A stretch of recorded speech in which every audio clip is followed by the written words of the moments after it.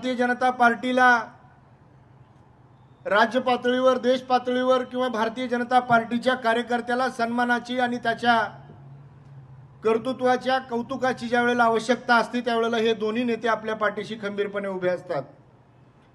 आज माननीय राणे साहेबांकडे असणारं जे खातं आहे त्या खात्याच्या माध्यमातून त्यांनी आज आढावा बैठक जिल्हाधिकारी महोदयाच्या कार्यालयामध्ये केली।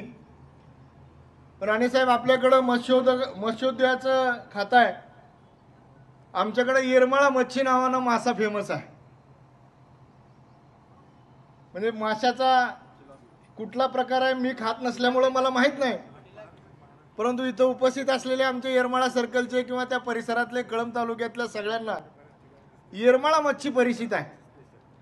साहेब, इथं जर माशाचं बीज प्रक्रिया केंद्र केलं तर इथल्या भागामधल्या तरुणांसाठी रोजगार निर्मिती होईल।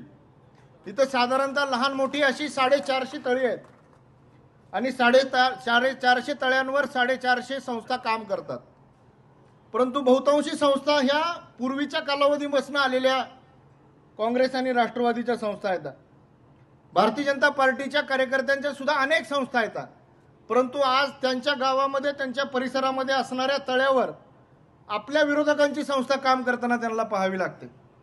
देशात आणि राज्यात एकाच पक्षाचं सरकार असताना आणि आपल्यासारखं कर्तृत्वान नेतृत्व या पक्षाचं मंत्री म्हणून काम करत असताना आमची अपेक्षा आहे की या जिल्ह्यामध्ये बहुतांशी संस्था या भारतीय जनता पार्टीच्या असाव्या, ज्या की त्या 450 तळ्यांवर भारतीय जनता पार्टीच्या कार्यकर्त्याला हाताला काम, खिशाला दाम मिळेल आणि तिथल्या भागाचा विकास, परिसराचा विकास होईल।